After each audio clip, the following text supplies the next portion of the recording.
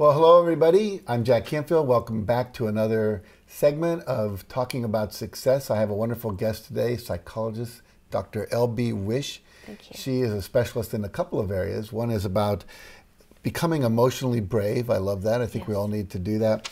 And also teaching people about how to trust their intuition more, how to know that they already know and how to access that knowing. And she's the author of a book called Smart Relationships, How Successful Women Can Find True Love. How did you get into working on this issue of successful women finding true love? That's an interesting area of focus. Well, I tend to write about things that bother me. And when something bothers me and I can't answer the question personally or professionally, I do research. So I decided that I didn't want to trust just the things I learned from my clients in my private practice.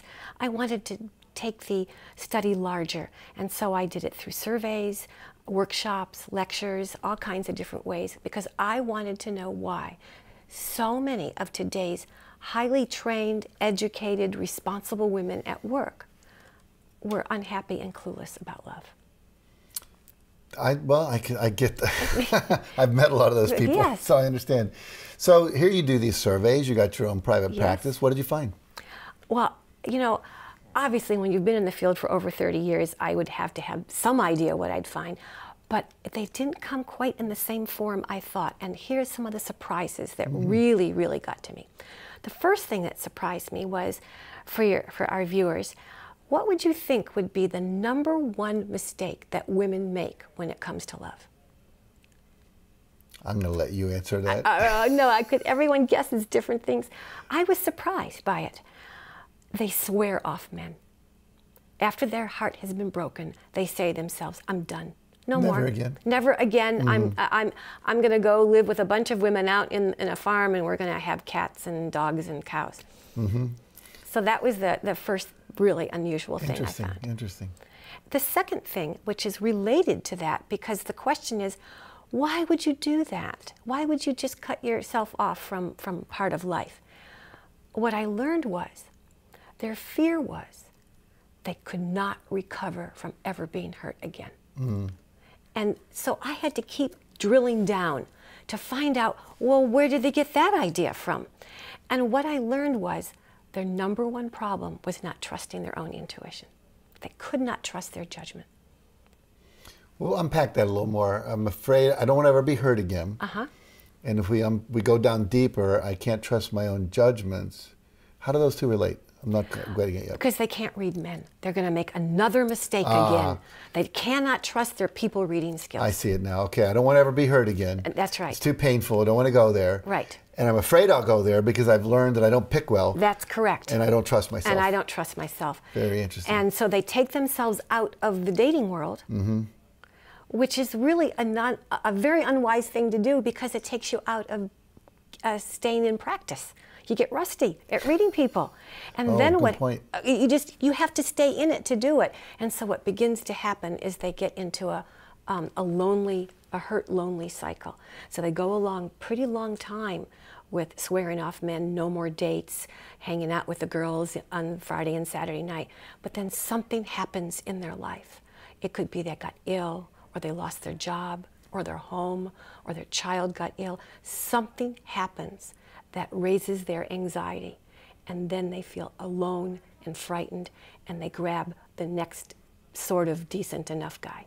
And he often tends to be wrong. So at that point, they're desperate and they settle. They settle. They settle. They Interesting. do. They Interesting. do. And then that starts the cycle all over again. This one didn't work out either. Boy, now I'm really bad at reading men. That's it. The heart's closed. So is this what moved you into wanting to learn more about helping people access their intuition? Yes, because this was the #1 problem. And after I wrote Smart Relationships, I said, what can I do to address that single issue? So now what I'm doing is writing a book on how to fine-tune your intuition and trust it. Not just about love, it can be for men too, and it could be about anything. How to trust that I'm hiring the right person. I don't care how many psychological tests I've given them. I don't care what's on their resume. I don't care where they went to school or who they work for. You've got to trust your judgment as to whether this is a person you want to have on your staff, and whether you're hiring them for talents. And I do a lot of work with corporations, training them how to read something, how to read their resume, and how to read them. So it could be intuition about that. It could be about parenting. Anything where you have to dig deep and trust that gut instinct. And many people are not good at that. No, it's true. In my book, The Success Principle, I have a chapter called Inquire Within. And it's all about learning to trust your intuition. Yes. And you think about it, because I was a psychologist for many years. I had a private practice, a psychotherapist, and they had this model that we have all these psychological functions. We have the intellect, we have the emotions, we have the imagination, we have the intuition, as well as our sensory body. Yes. And I thought about it. We get some training with the body, a little athletics, maybe now with yoga and all that, we're a little more aware. Certainly Oprah has made us more aware of emotions, and we're becoming less psychologically ignorant in our culture. But there's very little training about how do you work with your intuition. And for years it was relegated, well, women's intuition, sixth sense, psychics have it, but I don't have it. And so I'm excited that you're doing this. Well, you mentioned women's intuition. Women's intuition can be strong, but wrong. Good point. Say more. Well, you can have a gut feeling or that sense of chemistry. That's what women tend to rely on. I didn't go out on a date with him again because I didn't feel chemistry. What I had to teach them was that chemistry can lead you to make another wrong decision just as easily as it can a right one, because chemistry consists of your family history, your hope, your hormones, all the assumptions you have about yourself that might be wrong, and the person who you are attracted to may not be the best person for you. So I teach women how to change the type of person who they might not have gone out with. That's very cool. I love it. I think it's really important. I'm glad you're doing it. Anything else you'd like to say? Is there another question you would ask yourself? I always like to ask that question. Well, I usually answer a question that comes so often from audience and participants.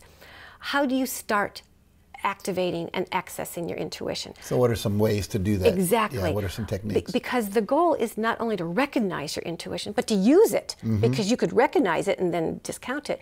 So I teach a lot about mind-body connection, learning how to get those signals from your thoughts, from what you're hearing, the thoughts that go through your head, what you're feeling in your gut, whether your heart is pounding too much. Usually when a woman's heart is pounding too fast on a date, it means she's putting too much importance onto that date. So she's getting too nervous. And that's a big red flag. Pull back. Where's this desperation factor coming from? I'm also a certified aquatic fitness instructor, so I do a lot of mind-body work in the water. Love it. And so it all works together. And the key here is to get emotionally brave enough to find out who you are, what you need to work on, and that's what really bravery is all about. Very good. I love it. Thank well, you. I'm definitely going to recommend your book to several people. And the second one, when it comes out, I'm going to buy a copy. I want to learn more about it myself. I appreciate that. So if people want to find out more about you, I mean, your books are available, I'm sure, in bookstores, Amazon.com, BarnesandNoble.com, all the usual places. The other one's not out yet, but if they want to access you, is there a website that they can go to? Yes, thank you for asking. I sometimes forget to mention that. It's called LoveVictory.com, and my contact information is on there. I welcome people to go to LoveVictory.com, and for my next book, if your listeners have heard something that really, your viewers have heard something that really resonates with them, I'm collecting stories now for the next book about listening to your intuition. And I would love people to send me stories about when they listen to their intuition about anything, and why did they listen to it? How did that intuition come to them?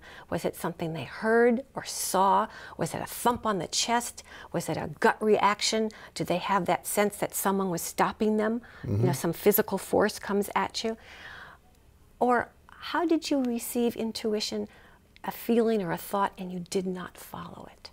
And what did you learn from that? So those would be wonderful stories.